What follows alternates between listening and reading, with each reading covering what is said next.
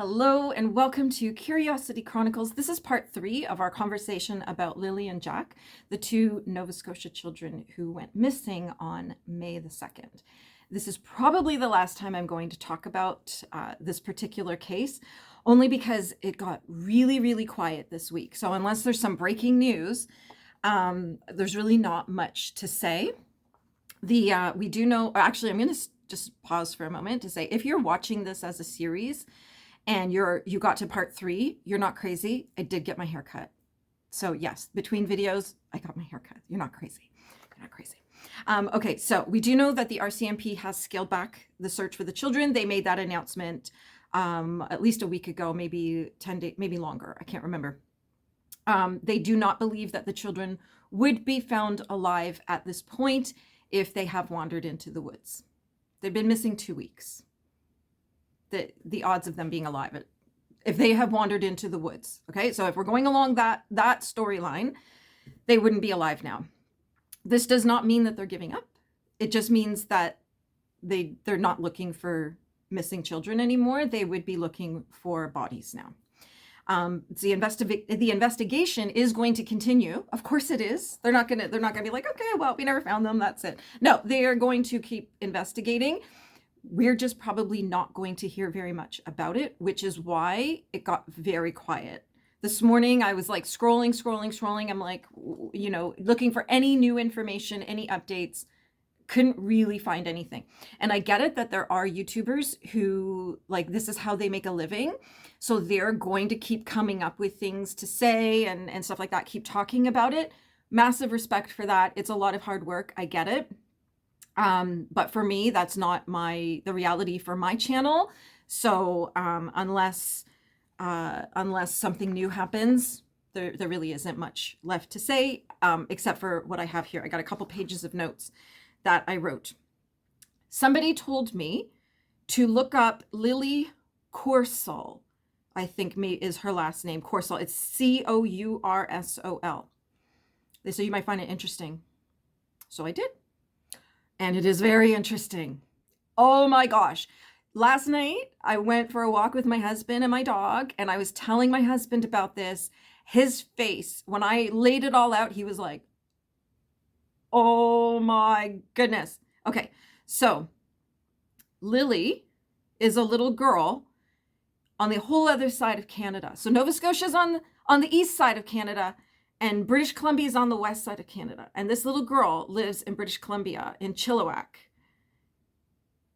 She went missing, I think, on May 1st, and was found on May 2nd. Lily and Jack went missing on May 2nd.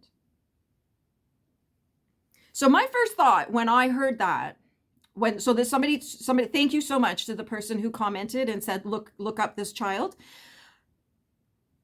It put a whole different spin on everything, because my first thought was, we've been markled. Like, what are the odds of 2 6-year-old girls named Lily going missing, wandering into the woods at opposite ends of the country on the same day? People say, well, no, it's not the same day. Within a 24-hour period. Maybe not the same calendar day, but within a 24-hour period. 2 little girls named Lily wander into the woods. One was found. The Lily in Chilliwack, BC, she was found the next day. Safe and sound. She's back with her family. Everybody's happy. It was a little adventure for her. Unfortunately, it didn't end in tragedy. It ended with her coming home and being reunited with her family. But for a minute there, I did wonder, did these 2 people, the parents of the stepfather and the mother of Lily and Jack, for a minute I did think, did they make up this whole story of these 2 children? But then I remembered the bus driver. The bus driver knows them, and a teacher. But isn't that curious? 2 Lilies missing at exactly the same time. So something else that somebody brought to me, and I do remember this from a number of years ago, in fact, 5 years ago, almost to the day, a little boy named Dylan, I think he was 3, he went missing in Nova Scotia and he was never found. And of course, we send our prayers to his family, to him and his family, because, you know, we always want to hold out hope that best case scenario, all of these missing children are just with nice people who are taking care of them, who just desperately wanted a child, and they're being well loved and well cared for. That's best case scenario. But isn't that interesting that Lily and Jack went missing on May 2nd, according to their parents, and little Dylan went missing on May 6th, 5 years earlier. And he went missing from a location 45 minutes away from where Jack and Lily live. And a lot of people in other parts of the world might be like, holy smokes, 45 minutes, you'd be in, like, through 3 countries. No, but in Canada, 45 minutes is nothing. It's nothing. Like, I always say, like, I live in Southern Ontario, and I always say, like, everything's an hour away. You just just factor in you're going to drive for an hour to get to whatever it is that you're going to. So for Canadians, 45 minutes is not that big a deal. It's actually quite close. Like, I take my son to music lessons 45 minutes away, twice a week. It's not a big deal.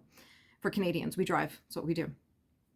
But the whole point is that this little boy went missing from a location exceptionally close to where Lily and Jack have gone missing on almost the same day. Like, just going to leave that there. Just going to leave that there. So the police have said that they're now refocusing on the property closer to home, and that they're researching. So I was going to say that a little bit more specifically, researching the property and areas that they've already searched.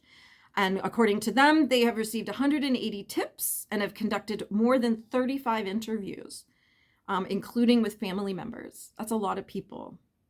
Or maybe it isn't. I don't know. Like, yeah, the whole thing. What I did find really, really interesting is that a couple of YouTubers discovered that the children's mom, Malehya, is that her name? I keep wanting to call her Michaela, and I'm like, that's not her name. I think it's Malehya. Malias Aunt was found dead in 2009. It's an unsolved death. Her body was found at a school, so obviously she has died under mysterious circumstances, and it's never been solved. They've never been able to figure out what happened to her. And I just think it's kind of interesting that there's 2 deaths in one family in this way. Like, I just think that, like, I don't believe in coincidences, so it does make me, when I hear something like that, I'm like, my ears perk up a little bit, like a little meerkat. I don't know what it means. Or if it means anything. I really don't know. But yeah, I did look it up, did Google it. And yes, I found news reports from 2009 about the aunt's body being found at the school. So that's really sad, actually. That's really sad. And, you know, I do know that there are families that they just seem to go through tragedy after tragedy after tragedy. I used to work in the funeral industry, so I've seen it, where you're just like, how much more can one family take? But it's not that common, really, to have this sort of thing. Like, you know, you've got one family member who's been murdered, it's from the sounds of it, and then 2 more family members who've been abducted, murdered, wandered, like, yeah, it's a lot. It's a lot to wrap anybody's head around when, you know, and think that maybe there's not something going on. So there's that I found. And I found something really interesting that a few people were talking about, but there's no confirmation. So who knows? I don't know. And this is where it gets really complicated in Canada. I'm going to talk about the Canadian situation later on in this video, but this is where it's like, if you're listening to Canadians trying to gather information and decipher information, sometimes it's not so easy. So apparently, when the parents or the mother and the stepfather called the police, and the police asked Malehya, I think that's her name, to send them photos of the children. And apparently, allegedly, we don't know, there's no confirmation here. Apparently, she couldn't because she didn't have a strong enough signal at the property to send photos. And so that just made me wonder, would the lack of signal have affected her ability to make the 911 call from the property? Would that, if there's no signal for data, would that affect a signal? Would that mean that there's also no signal for phone calls? I'm not sure. So the question is, did she actually leave the property that morning to make that phone call? How far did she need to go if she did actually leave the property to make that phone call to get a signal? And I get it, in rural areas, like I live in a town with pretty good internet, and there are parts of our town that I'm driving, like say if I set up my GPS, like my Google Maps on my phone to leave my house, I'll do it in the driveway to get to wherever I'm going, somewhere in a whole other area of the province. There's an area just right near my house on a main road that every single time I drive in that part of town, the signal will be dropped. The Google Maps lady will say, signal lost or whatever she says. So I get it that in a rural area, it might be hard to get cell phone signals and data signals and things like that. So I'm not dismissing this as, oh, that's not even possible, because there's it's amazing some of the things that people say about this stuff, but it's just a question. How far would she have, did she have a cell phone signal? Did she make the phone call from the house, but she just couldn't send the data from the house? Or did she actually have to leave the property to make the phone call? That's just a question that's out there with no answer at this point. We know that the mom has left the home, and the question is, where is she and where's her family? Because at this point now, 2 weeks later, it's looking like she's hiding. Am I crazy? It looks like she's hiding. I don't get it. Why wouldn't she be taking part in trying to find her children? If it was me, I would hunt to the day I die. Every inch of the earth, I would search for my child. To the ends of the earth. That would be my entire life. It would be my profession, trying to find my child. That would be it. So the question is, have the police advised her to be quiet and not say anything and let something else play out? I don't know. I think I'm pretty certain the police have told her to leave the property. From what I understand, there was the blow up. And no, I'm not going to repeat information from my first 2 videos. So if you're like, why aren't you talking about XYZ? Just go back to the other videos. It's probably there. I don't know. I find it just really interesting that she's so quiet. She's not saying anything. And her family as well. So when I did talk about it in the last video when I watched other parents of known abducted children and the way they behaved and the things that they said, most of the time, the family is there, the whole family, cousins and second cousins and aunts and uncles, everybody's gathered there searching and waiting and hoping, and they want to be there for the moment that the rescuer carries the child out of the forest or wherever it is. And it really does. It's, again, going back to what's not being said, which we talked about in the last video. Why is the mom and her family being so quiet? And as I've been thinking about this week, a question's been rolling around in my mind. And it's what if the mom, and this is just speculation on my part, this is a possibility, a potentiality. What if the mom was just sick of her life? What if she met somebody else? He doesn't want kids. Doesn't want the kids coming with her, but she doesn't want to give the kids away. I was watching another YouTuber, and they were saying that she not only blocked Daniel, the stepfather, on Facebook, but she's also posted that she's single. Can you imagine, your children are missing and the biggest priority you have is making sure you've updated your Facebook status to say single? Yeah. Her children are missing and at this point now are assumed dead. And she was worried about making sure her Facebook status was updated. Yeah, So this week, apparently, allegedly, according to a few different sources, she reactivated her Facebook because she had deactivated it. She deleted all evidence of Daniel, apparently, including photos of him with the children. So those are all gone. She deleted a post that she had made asking for an Amber Alert because she, remember at the beginning, very beginning, 2 weeks ago, she's like, oh, my children were abducted. They would go with anyone. That means she no longer believes her children were abducted. Why is she not posting pictures of them saying, my children are missing, please help? We see those things every day, all day, every day.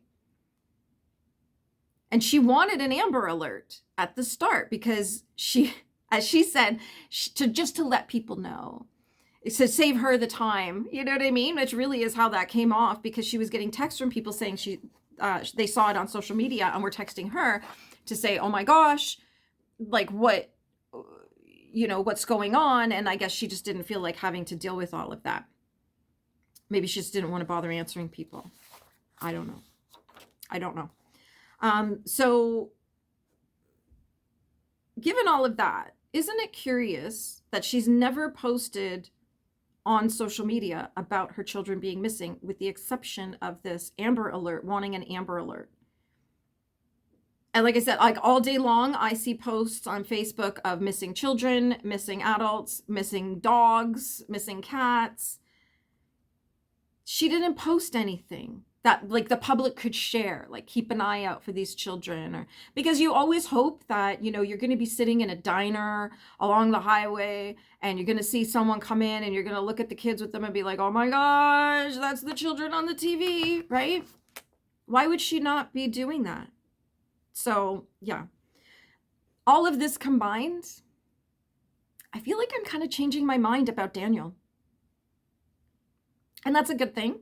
That is a good thing. Not necessarily for him, but just as a human being, because we should all have the ability to change our mind when we receive new information that contradicts what we currently believe. When you receive new information, you should be able to change your mind and change your opinions and change your beliefs, because none of us should be so committed to one thought that it can't be changed when we have new evidence. So that, I'm starting to feel like maybe...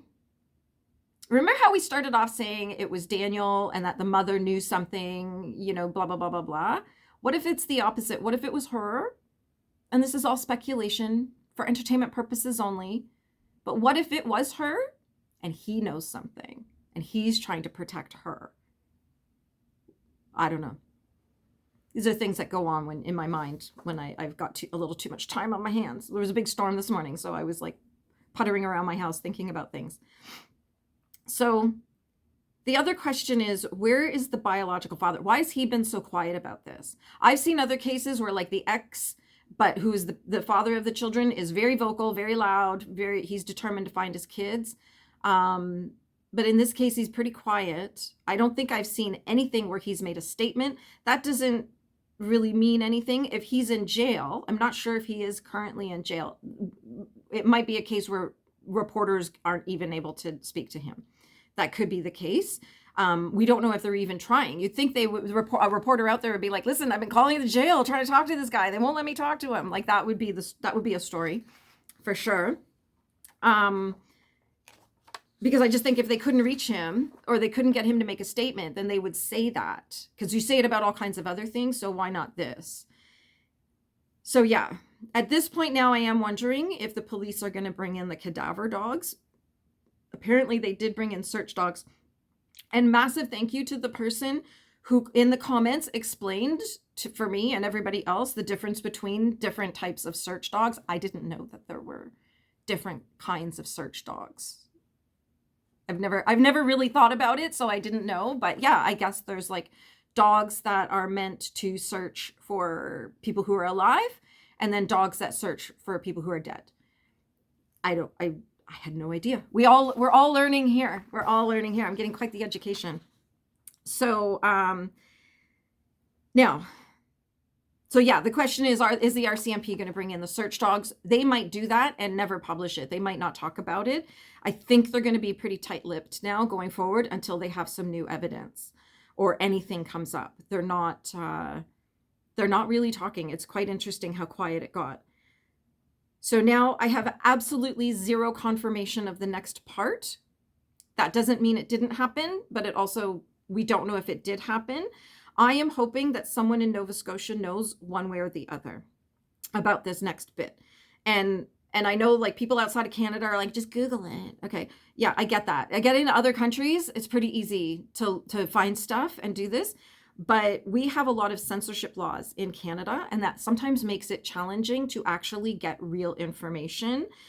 For example, on Facebook and Instagram, we can't post news links. So if, say, there's a news story about this on CTV, which is one of our national news organizations, if we take a link from their website and go to Facebook and try to post that link, we get a big notice saying, nope, not in Canada, not today. So that, we can't share that information on social media where we could reach huge amounts of people. And we also know that with Google ranking systems and things like that, it's sometimes things get so buried that you can't actually find them. So I don't know the answer to this, and I'm hoping that somebody in Nova Scotia, hopefully local to this, maybe there's like local news that's talked about it, or maybe there's something locally going on. So here we go. Okay. Apparently, allegedly, not confirmed. Okay. So before anybody comes for me, this is just something I've heard, and I'm hoping that somebody out there knows one way or the other. More than one broadcaster is talking about one of the searchers by name. That's what I find interesting. And it's really cute listening to Americans try to say French names. It's really cute. It's really, really, like, I was like, if you're American, if you are an American broadcaster and you want a Canadian to consult on how to say Canadian names, especially the French ones, just hit me up. Just tap me. I'll help you out. I'll even jump on your call with you to translate for you and actually pronounce the French names. But it is quite cute listening to Americans try to say French names. I know that in America, like down south, like I think in like Louisiana, they speak French, a kind of French, like Creole. So that maybe people in that part of America, but it's been cute listening to them try to say names. And I'm like, oh, that's so sweet. Listen, I can't say a Spanish name, so don't worry. No judgment. It's just cute where I'm like, nope, not even close. Not even close. All right. Allegedly, apparently, a few people are talking about this. Apparently, one of the searchers found child's socks, a purple headband, and a little tiny pair of undies with a red mark on them, similar to what women experience when they reach a certain age. Okay, so just putting it like that. Not going to say any of the words because YouTube, but you all know what I'm talking about. And Lily would be way too young to have these marks in a natural and organic way. Okay? I know you know what I mean. And if you don't know what I mean, I ask a friend. Ask a friend. So if this is in fact true, which we don't know at this time, I tried to find information, I couldn't, but that doesn't mean it didn't happen.